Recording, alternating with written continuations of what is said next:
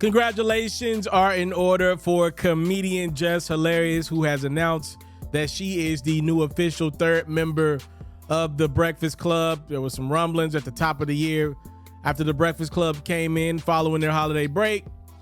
Charlamagne was upset. DJ Envy was not happy. There was no third co-host after they did a year of guest hosts in place of Angela Yee, who's got her own show on Power 105.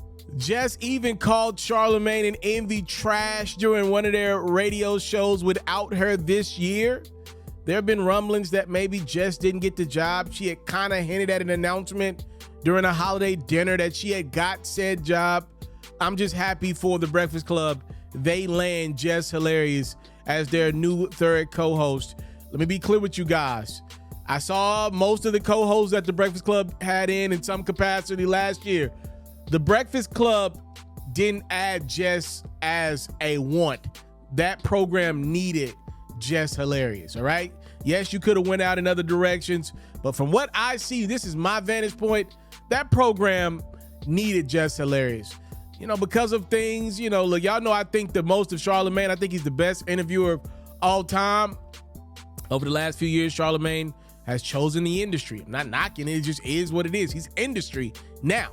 And with that, you can't ask questions the way you used to ask them because you're playing industry games. And that's cool. That's fine. That's dandy. It is what it is. But you need somebody to combat that. And to me, what Jess Hilarious is coming in as that 2011, 2012 Charlamagne energy. I believe that to be so. I think she's incredibly talented, witty, funny, and I think she's going to do an incredible job. That show didn't want Jess. They needed Jess Hilarious. They didn't just need anybody in that third spot because Charlamagne catering towards industry, because DJ Envy's got a lot of financial things going on that's going to kind of keep him in a reserve spot, if we're being honest. I think that program had to have Jess Hilarious. Y'all let me know what y'all think about the hire. That is going to be a tandem that makes some noise in 2024. Now, y'all know I think the Breakfast Club is still the most powerful entity our culture has to offer, but be clear. There are podcasts that are on the heels of the Breakfast Club, and y'all got to understand, I understand the business side of it. Like, the fact that I'm even comparing a podcast to a radio station that's in over 100 freaking markets tells you how impactful that Joe Budden podcast is. That gap has closed significantly, despite Joe and them being on behind a paywall for a lot of it. When we talk about impacting the culture, I would argue today that people believe a conversation with Joe or Joe communicating about their music or whatever is more important than that Charlamagne conversation that to me was the most coveted one in our culture for at least a decade. That's how I look at it.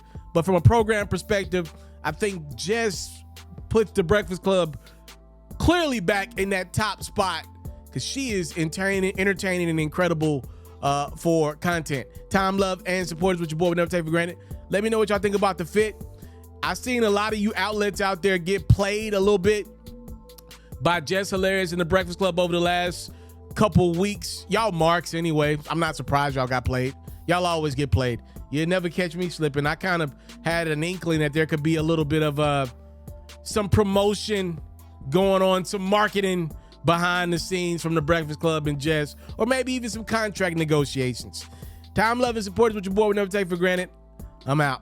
I want to salute you, homie, you know, for building your own thing and doing your own thing. Why build theirs when I believe I can build my own? You've already done it, or I wouldn't be here. I'm already the only elite sports and music journalist in the game today. My goal is simple, to be the best there's ever been. So, please don't go. Make sure you subscribe and follow the journey. It truly means everything to me. I tell stories. I talk music. I cover sports. I am culture. I am Pharaoh.